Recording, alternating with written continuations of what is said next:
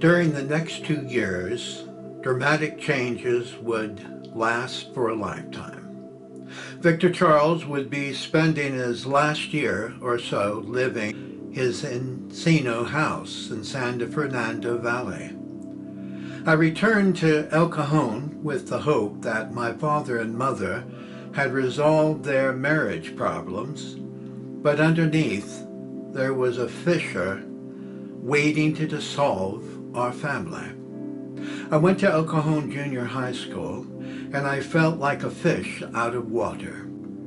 When I was living with my Uncle Victor Charles, I was growing in a positive direction, but after returning, I was completely stalemated and bored. My family soon met a tragic fate when my mother Hilda was in Grossmont Hospital in La Mesa, California, for surgery on her lower spine. A short while after her surgery, my father Sonny told my two sisters and me, saying, "Your mother is dying. We need to go and say goodbye to your mother." I was numb and emotionally frozen. I felt nothing. It was so surreal. My mother had an 8-inch length and 3-inch width deep surgical opening on the lower portion of her back. She was dying from staph infection. The doctors gave her no hope of surviving. What we learned much later, when my father, knowing she was dying, he must have felt guilty, and so he confessed to her that he recently had an affair with another woman. At that point in time, he believed she would soon die, and no one else would ever know what he said except for her. Why he chose to tell her is anyone's guess, but in doing so, it would lead to a divorce in March of 1967. My mother miraculously survived and spent 4 months in Grossmont Hospital and another month in recovery at her parents' home. When she returned to our home, my father was then living elsewhere. Throughout those darkened days, when we were sleeping, I would hear my mother crying in her empty bed every night. I was angry and confused because my whole world had been turned upside down. I wished all the more to be living in Encino once again with my Buono family, but unfortunately, that was not to be for me.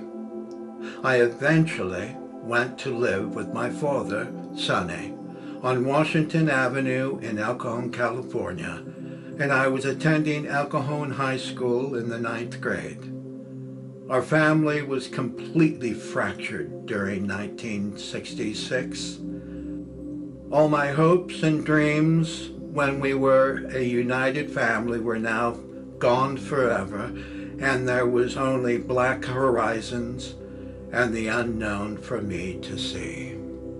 In January of 1966, Victor Charles was playing in the role of Colonel Hubris in the television program The Man from U.N.C.L.E., titled The Deadly Goddess Affair, starring Robert Vaughn and David McCollum.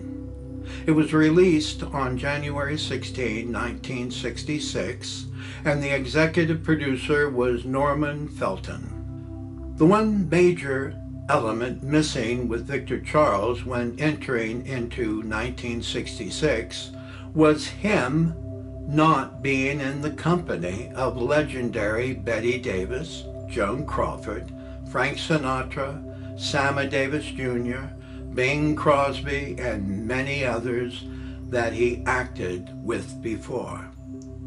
His performance in Dean Martin's The Silencers, playing in the role of Tung Tease, was released on February 18, 1966. and it was the beginning of Victor Charles's drought of not being cast in quality motion pictures any longer.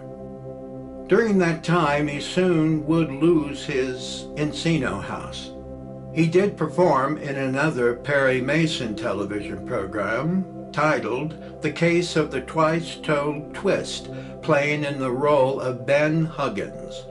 It was released on February 27, 1966, and the executive producer was Gail Patrick Jackson. The character he played was the leader of a gang who stole cars for a living. I've always found it to be ironic that my Uncle Victor Charles was given so many gangster and villainous roles in television and motion pictures, when he most likely had captured the characteristics of the real mafia men who knew when he was a young boy in San Diego. He was taught to be an actor within classic Shakespearean productions and classic American plays at the Oak Globe Theater, but Hollywood producers and casting directors only saw him acting in the world of violence, thievery, and death that his father once had lived before. Why didn't Hollywood cast Victor Charles in a sensitive role like being a college professor teaching young students about the classic years of history? Why didn't Hollywood cast him as a Catholic priest in the slums of New York City in the 1950s, reaching out to violent young men who were killing one another? Why couldn't my Uncle Victor Charles be seen as a generous and loving man when being an actor in Hollywood? There were numerous motion pictures that were written by screenwriters with noble storylines filled with meaningfulness and dignity. Instead of making Victor Charles look like a hero and kind person, they chose to turn him into a monster that robbed, pillaged, and would kill as many people as he could.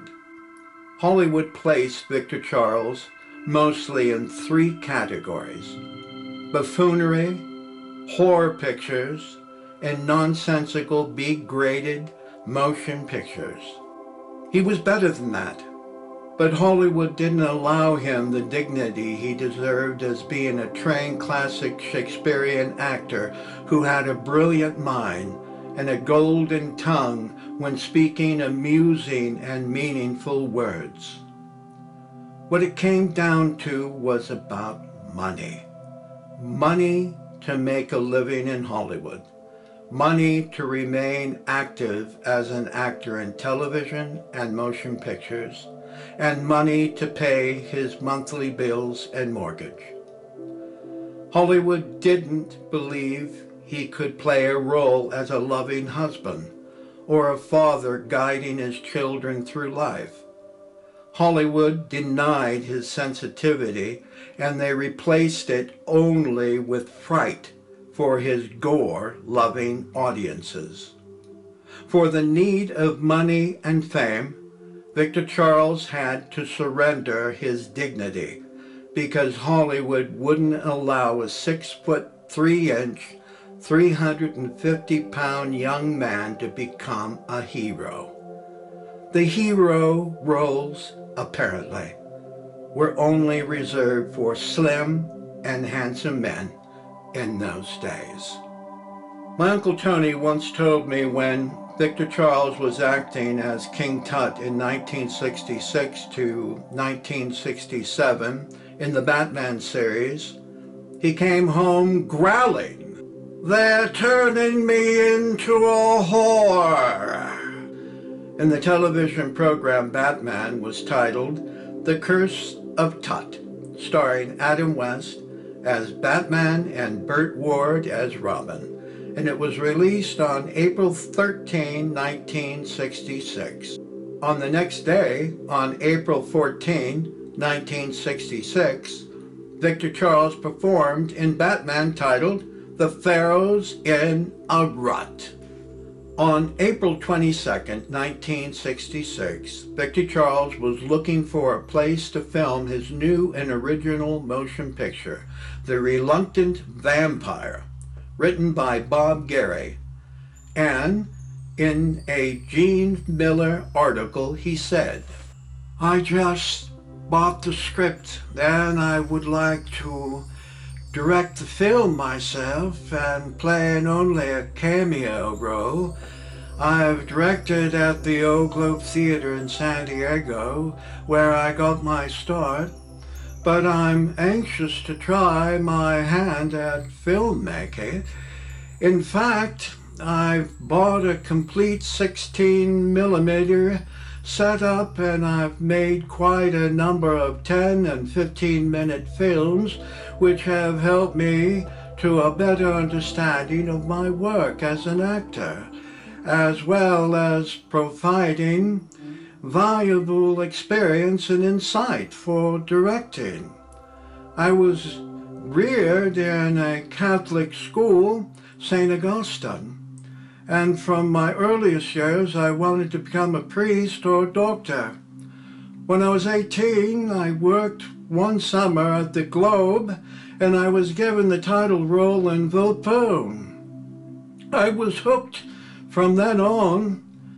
I decided that the chief reason the priesthood appealed to me was the wardrobe, and my ambitions as a doctor were limited to that great scene when I would emerge from the operating room, pulling off the gloves and shaking hands with the grateful father whose son's life I had just saved. I'm glad I realized in time what my real calling is. Even though my start was in the theater, I find myself more and more captivated by films and television. Both seem to be more challenging for this reason. In theater, you must liquefy your own personality and pour it into the skin of another character. But in films, you only liquefy part of it. You must leave large lumps of yourself sticking out. And I have plenty of advantage in that department. That's because films want an image, not a characterization, and therein lays the challenge. Besides, I don't know whether it's my Catholic upbringing or what, but I deplore the state of the theater today. I feel that plays like Virginia Woolf and The Toilet degrade the human spirit. I prefer to think my objections are not religious, but purely a matter of taste. Certainly, there is truth in these plays. It's also true that children soil diapers. But I wouldn't want to see that sort of display on stage. Serious filmmakers are really not guilty of these lapses in taste and selectivity. That brings us to the question of censorship. Yes, I feel it's necessary, and yes, I think it's bad. I know that's a contradiction, but it's my honest opinion. It would take a wiser man than I to figure out how it could be arranged without entirely violating freedom of artistic expression. But just as cigarette packages must warn that smoking is a health hazard, I feel that young minds and impressionable older minds should be warned of the danger of lewd and salacious theater and films. I play a dual role of two zany twin brothers. As far as movies are concerned, I'm waiting for my own Marty, or Henry VIII, or The Lodger. When such a role comes along, I will have arrived.